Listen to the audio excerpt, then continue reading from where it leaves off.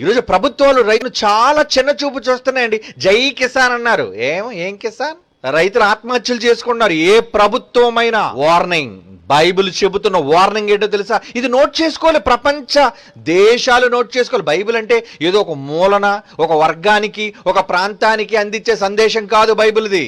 ప్రపంచ దేశాలు బైబిల్ ముందు నిలబడి పాఠాలు నేర్చుకోవాలి. ఒరే, నేలపైన దృష్టి పెట్టరా, మాటి మాటికి నింగిలోకి చూస్తావంటరా దరిద్రుడా. నువ్వు నిలబడింది నేల మీద, నువ్వు బ్రతుకుతుంది నేల వలన, నువ్వు బ్రతకవలసింది, నీ తరతరాలు జీవించవలసింది నేల వలన. ఆ నేల కోసం నువ్వేం చేస్తున్నావు? దృష్టి పెడుతున్నావు నువ్వేమైనా? బైబిల్లో ఒక మంచి మాట ఉందండి, ఇప్పుడు మీరు చదవాలి. ప్రసంగి గ్రంథం 5వ అధ్యాయం 9వ వచనం. ప్రపంచంలో ప్రతి దేశం బంగారు వాక్యంలో రాసుకోవాలి ఈ మాట. ప్రసంగి గ్రంథం 5వ అధ్యాయం 9వ వచనంలో ఏమంటున్నాడు చూడండి. ఏ దేశములో రాజు భూమి విషయమై శ్రద్ధ పుచ్చుకొనునో ఆ దేశమునకు సర్వ విషయముల యందు మేలు కలుగును. హెచ్చరిక దేవుడు చెబుతున్నాడు, బైబిల్లో వ్రాయించాడు. వేల ఏళ్ల నాటి చరిత్ర.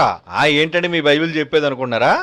రే, నువ్వు ఎన్ని తరాలు ముందుకు వెళ్ళినా, ఎన్ని వేల సంవత్సరాలు నువ్వు భవిష్యత్తులోకి తొంగి చూచినా బైబిల్ దగ్గరకు రావాలి. That is the importance of Bible. Bible యొక్క ప్రత్యేకత, ప్రాముఖ్యతది. ఎప్పుడో వేల సంవత్సరాల క్రితం రాయబడిన బైబిల్ ఏదో ప్రాచీన పుస్తకం అనుకుని చాలా చిన్నగా చూస్తున్నావా దాన్ని? సమాజాన్ని బాగు చేసే మాటలు దేవుడు బైబిల్లో వ్రాయించాడు. మతపరమైన కోణంలో చూడడం కాదు దాన్ని. ఈరోజు మనిషి మనుగడ కోసం అత్యవసరమైంది వ్యవసాయం కాదంటారా? ప్రపంచంలో ఎవడేం చెప్పానండి? ఎనీ డెవలప్డ్ కంట్రీ, ఏ ఉన్నతమైన దేశమైనా, అగ్రరాజ్యమైనా చెప్పానండి, మా దేశంలో పంటలు అక్కరలేదు, మా దేశంలో పొలాలు అవసరం లేదు. లేదర్రా, ప్రతి దేశం బ్రతుకుతున్నది దేని బట్టో తెలుసా? ఆ నేలను సేద్యం చేసే. Even it may be developed country.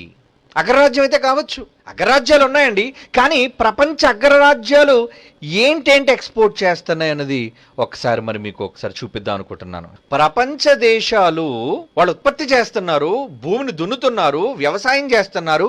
వ్యవసాయం చేసిన వాటిని ఇతర దేశాలకు ఎక్స్పోర్ట్ చేసుకుంటున్నారు.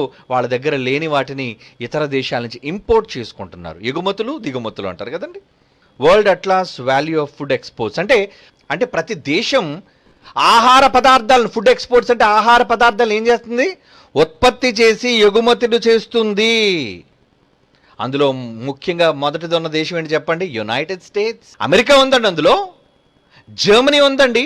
వాళ్ళు డాలర్స్ లోపల ఎన్ని కోట్ల డాలర్లను వాళ్ళు వెచ్చిస్తున్నారో చూడండి. జర్మనీ, తర్వాత యునైటెడ్ కింగ్డమ్, 4వది చైనా, 5వది ఫ్రాన్స్, 6వది Netherlands, Japan, Canada, Belgium, Italy. ఏమిటి ఇవన్నీ చేస్తున్నాయా? Top 10 agricultural countries. అంటే వ్యవసాయాన్ని వాళ్ళు నిజంగా ఆ దేశాలలో పంట ద్వారా తమ దేశాన్ని అభివృద్ధి పరుచుకుంటున్న దేశాలలో ఉన్నవాళ్ళు నెంబర్ 1 ప్లేస్లో ఉన్నది చైనా.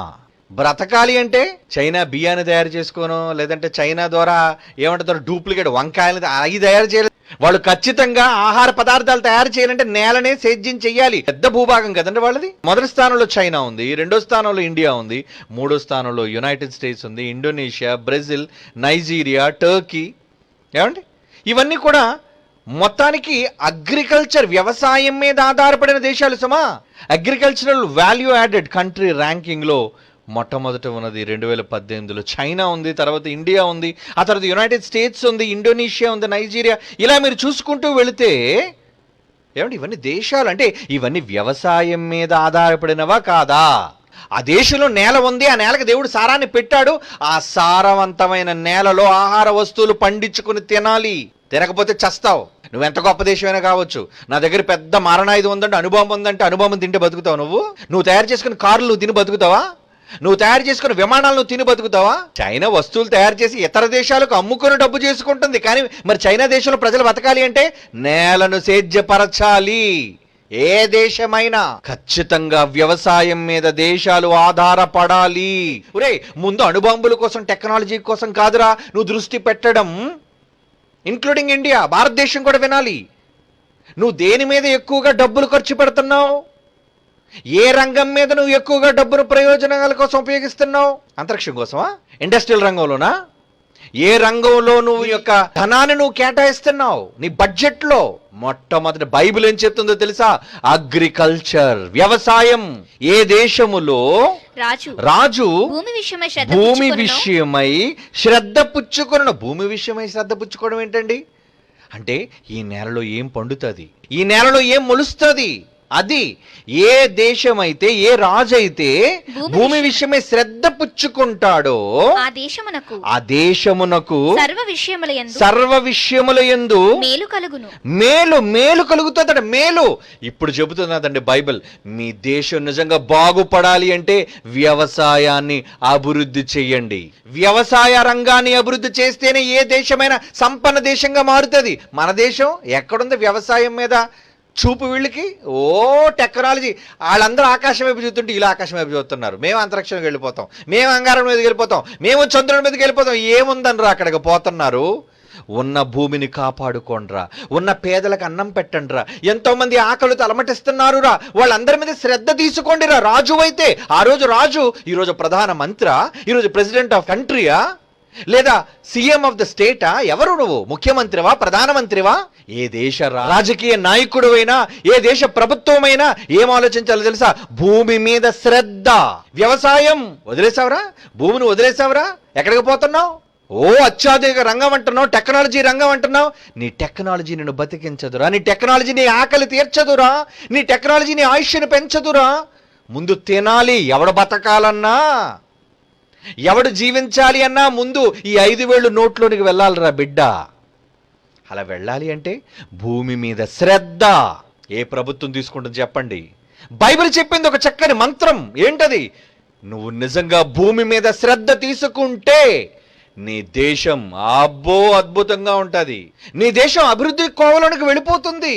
నీ దేశంలో ఆకలి చావులు ఉండవు, నీ దేశంలో పేదలు ఉండరు, నీ దేశం చాలా గొప్ప. సర్వ విషయములలో అంటున్నాడు చూడండి బైబిల్ అండి. సర్వ విషయముల యందు మేలు కలుగును. మేలు కలుగుతుంది. నమ్మవా బైబిల్ మాట? నువ్వు నమ్మవు.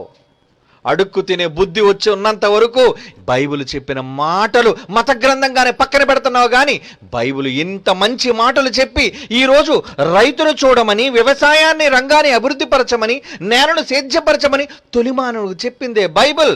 అదే బైబిల్ ఈరోజు మానవ సమాజంతో చెబుతుంటే వింటున్నారా? వినరు. డబ్బు సంపాదనలో పడిపోయారు. పొలాలు కావాలి, భూములు కావాలి, రియల్ ఎస్టేట్ వ్యాపారాలు కావాలి, కోట్ల రూపాయలు ధనం ఆర్జించాలి. ఏం చేసుకుంటావురా? నువ్వు బ్రతకలేవు. నువ్వు తయారు చేసుకున్న పచ్చ కాగితాలు అవి తిని నువ్వు బతకలేవురా. నేల నుంచి పంట రావాలి, ఆ పంట నువ్వు తినాలి వండుకొని, అప్పుడే నువ్వు బ్రతకాలి. నువ్వు బ్రతుకుంటేనే కదా ఏదైనా చేయడానికి. ఎలా బ్రతికుండాలో అన్నది దేశాలు ఆలోచించాలి. అలా నువ్వు బ్రతికుండాలి అంటే భూమి మీద శ్రద్ధ తీసుకో అని బైబిల్ చెబుతుందండి. ఈరోజు ప్రపంచంలో ఏ దేశమైనా బ్రతుకుతుంది అంటే ఏమంటే రకరకాల దేశాల్లో రకరకాల ఒక దేశంలో వరి ఎక్కువగా పండుతుందండి, ఒక దేశంలో షుగర్ కేన్ ఎక్కువగా, చెరుకు ఎక్కువగా పండుతుందండి, ఒక దేశంలో బార్లీ ఎక్కువగా పండుతుందండి. ఇలా ప్రతి ప్రాంతంలోనూ ఆయా పంటలు పండడానికి గల కారణం ఏంటో తెలుసా? పరలోకమందున నీ తండ్రిదయ్యా, ఆయన చేస్తున్నాడు నీకు సహాయం.